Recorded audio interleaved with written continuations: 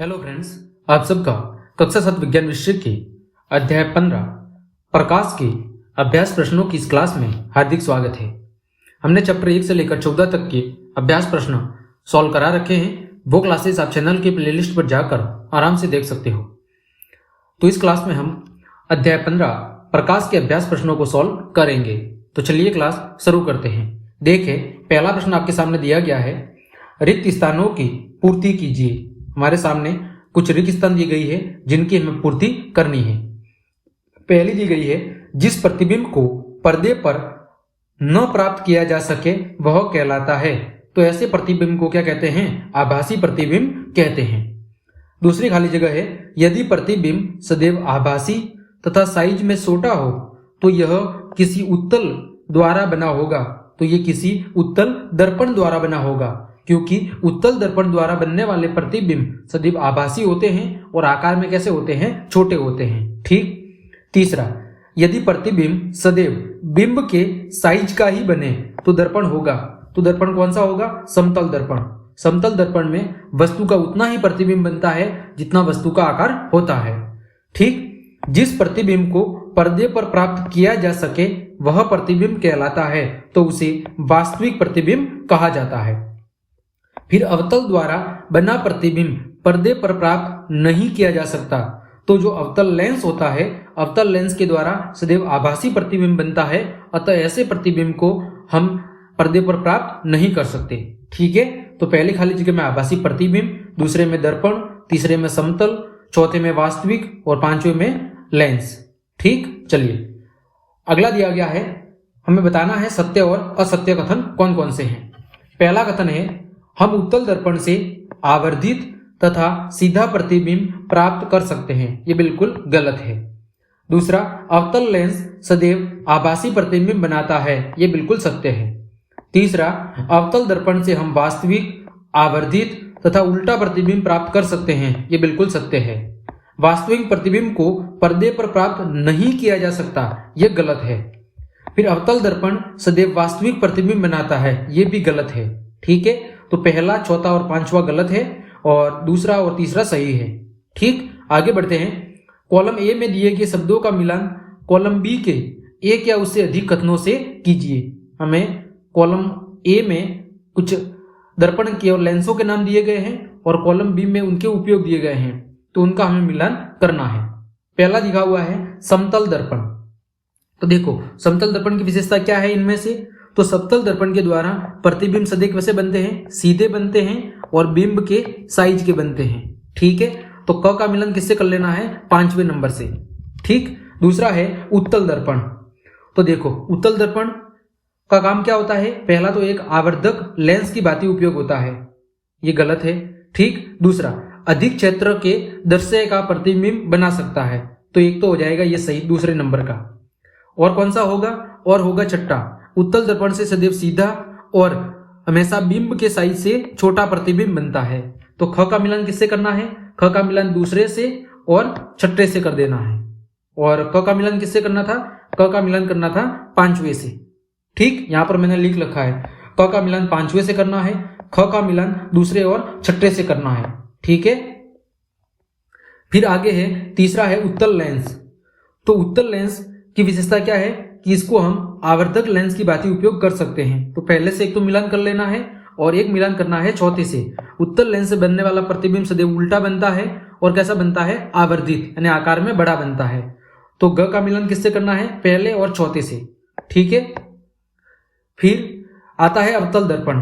तो अवतल दर्पण का उपयोग जो दांत के चिकित्सक होते हैं वो आवर्धित प्रतिबिंब प्राप्त करने के लिए करते हैं। तो एक तो तीसरे से मिलान करना है और एक किससे करना है? एक करना है चौथे से। अवतल दर्पण से सदैव उल्टा और आवर्धित प्रतिबिंब बनता है। ठीक। फिर है अवतल लेंस। तो अवतल लेंस से जो प्रतिबिंब बनता है वो कैसा बनता है? वो सीधा बनता है और बिंब के साइज से कैसा बनता है? छोटा प्रतिबिंब बनता है। ठीक है। देखो, पहले का मिलान 5वें से कर देना है, ख का मिलान दूसरे और चौथे से, ग का मिलान पहले और चौथे से, घ का मिलान तीसरे और चौथे से और छ का मिलान छठे से। ये आपको मिलान कर देने हैं। ठीक है। आगे बढ़ते हैं। समतल दर्पण के द्वारा बनने वाले प्रतिबिंब के अभिलक्षण लिखिए। यानी समतल दर्पण के द्वारा जो प्रतिबिंब बनता है उसकी हमें विशेषता बतानी है।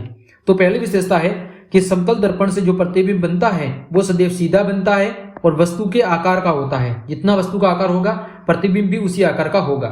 दूसरा, प्रतिबिंब कैसा होता है? आभासी और दर्पण के अंदर बनता है। ठीक है। फिर बने प्रतिबिंब पार्श्व परिवर्तित होते हैं। पार्श्व परिवर्तित का मतलब है आपका दायां भाग बाएं भाग में दिखेगा और बायां भाग दाएं भाग में दिखेगा। ठीक। अगला है विशेषता, दर्पण से वस्तु जितनी दूरी पर होगी उसका प्रतिबिंब भी दर्पण के अंदर उतनी ही दूरी पर बनेगा। ठीक है। वस्तु दर्पण से जितनी दूर होगी उतना ही दूर प्रतिबिंब उसका दर्पण के अंदर भी बनेगा। ठीक है। चलिए अगला लिखा गया है, अंग्रेजी या अन्य कोई भाषा जिसका आपको ज्ञान है, वर्णमाला के उन अक्षरों का पता लगाइए जिनके समतल दर्पण में बने प्रतिबिंब बिल्कुल अक्षरों के सदृश लगते हैं। अपने परिणामों की विवेचना कीजिए। हमें बताना है कि जो अंग्रेजी वर्णमाला के अक्षर हैं वो कौन कौन से ऐसे अक्षर हैं जिनके प्रतिबिंब ऐसे के ऐसे समतल दर्पण में भी बनते हैं, उसके प्रतिबिंब में कोई परिवर्तन नहीं होता। तो वो कौन कौन से हैं? सी है, डी है, ई है, एच, आई, के, ओ और एक्स। ये वो अंग्रेजी वर्णमाला के वर्ण हैं जिनका समतल दर्पण के अंदर प्रतिबिंब ऐसा का ऐसा बनेगा। ठीक है। इसमें कोई परिवर्तन नहीं होगा। अगला है, आभासी प्रतिबिंब क्या होता है? कोई एक ऐसी स्थिति बताइए जहां आभासी प्रतिबिंब बनता है। तो सबसे पहले हमें बताना है कि आभासी प्रतिबिंब क्या होता है। तो जब किसी वस्तु से परावर्तित होकर आने वाली प्रकाश की किरणें आभासी रूप में मिलती हुई प्रतीत होती है, हम कह सकते हैं कि ऐसा प्रतिबिंब जिसे पर्दे पर प्राप्त नहीं किया जा सकता, ऐसे प्रतिबिंब को क्या कहते हैं? आभासी प्रतिबिंब कहते हैं। ठीक है। आभासी प्रतिबिंब को कभी भी पर्दे पर प्राप्त नहीं किया जा सकता। और इसका उदाहरण क्या है?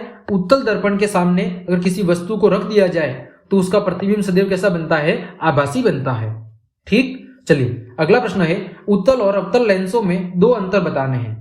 तो हमने एक तरफ लिखा है उत्तल लेंस, दूसरी तरफ लिखा है अवतल लेंस।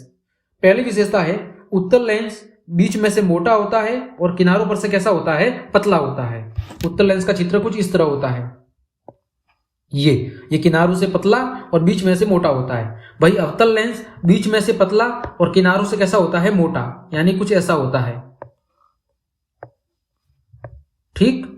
चलिए फिर दूसरी विशेषता, जो उत्तल लेंस है यह प्रकाश किरणों को एक बिंदु पर एकत्रित करता है। क्या करता है? एक बिंदु पर एकत्रित, यानी वास्तविक प्रतिबिंब बनाता है।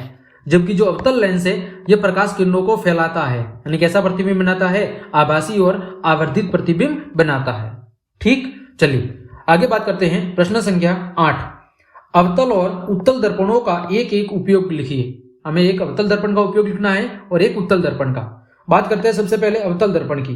तो जो दंत विशेषज्ञ होते हैं, यानी जो दांतों के डॉक्टर होते हैं, उनके द्वारा अवतल दर्पण का उपयोग दांतों का बड़ा प्रतिबिंब देखने के लिए किया जाता है।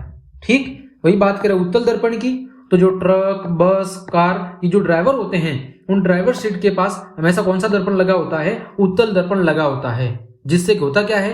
जिससे ड्राइवर अधिक क्षेत्र में फैली हुई वस्तुओं के प्रतिबिंब एक साथ में देख सकें। पीछे से जो भी वाहन आ रहे हैं वो बड़े से क्षेत्र में आने वाले वाहन उस छोटे से दर्पण के अंदर उन्हें दिखाई दे जाए। ठीक।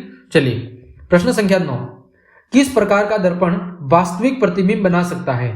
तो जो अवतल दर्पण होता है वो वास्तविक प्रतिबिंब बनाता है, जबकि उत्तल दर्पण ज्यादातर आभासी प्रतिबिंब बनाता है। अगला प्रश्न है, किस प्रकार का लेंस सदैव आभासी प्रतिबिंब बना सकता है? तो जो अवतल लेंस होता है वो सदैव आभासी प्रतिबिंब बनाता है, वही जो उत्तल लेंस होता है वो वास्तविक प्रतिबिंब बनाता है। ठीक है, उल्टा है। देखो दर्पण में अवतल दर्पण वास्तविक बनाएगा और उत्तल दर्पण आभासी बनाएगा, वही लेंस में अवतल लेंस आभासी बनाएगा और उत्तल लेंस वास्तविक बनाएगा। तो दोनों में कंफ्यूज नहीं होना है। 11वां, बिंब के बड़े साइज का आभासी प्रतिबिंब बनाया जा सकता है। यानी किसी वस्तु के आकार का हमें बड़ा प्रतिबिंब बनाना है तो हम किसका उपयोग करेंगे? तो हम अवतल दर्पण का उपयोग करेंगे। अवतल दर्पण के द्वारा हमें छोटी वस्तु का बड़ा प्रतिबिंब बनता हुआ दिखाई देगा। जैसे दांतों के डॉक्टर दांतों का जो इमेज बनाते हैं उसके लिए अवतल दर्पण का उपयोग करते हैं ताकि दांतों का उन्हें बड़ा चित्र दिखाई दे जाए। अगला है, डेविड अपने प्रतिबिंब को समतल दर्पण में देख रहा है। दर्पण और उसके प्रतिबिंब के बीच की दूरी पहले कितनी है? 4 मीटर है। ठीक है, यानी यहां पर कोई लड़का है और पहले यहाँ पर क्या रखा हुआ है, यहाँ पर दर्पण रखा हुआ है। इनके बीच की दूरी पहले कितनी है, 4 मीटर है। ठीक है, यदि वह दर्पण की ओर 1 मीटर चलता है, अब दूरी कितनी होगी, अब दूरी होगी 3 मीटर। तो डेविड और उसके प्रतिबिंब के बीच की दूरी कितनी होगी, तो देखो 3 मीटर तो ये है, इतनी ही पीछे दर्पण में 3 मीटर की दूरी पर बनेगी। तो टोटल दूरी कितनी हो जाएगी, 3 और 3 6 मीटर। ठीक है, चलिए अगला, एक कार का पक्ष दर्पण समतल दर्पण है। ड्राइवर अपनी कार को 2 मीटर पर सेकंड की चाल से बैक करते समय पक्ष दर्पण में अपनी कार के पीछे खड़े किसी ट्रक का प्रतिबिंब देखता है।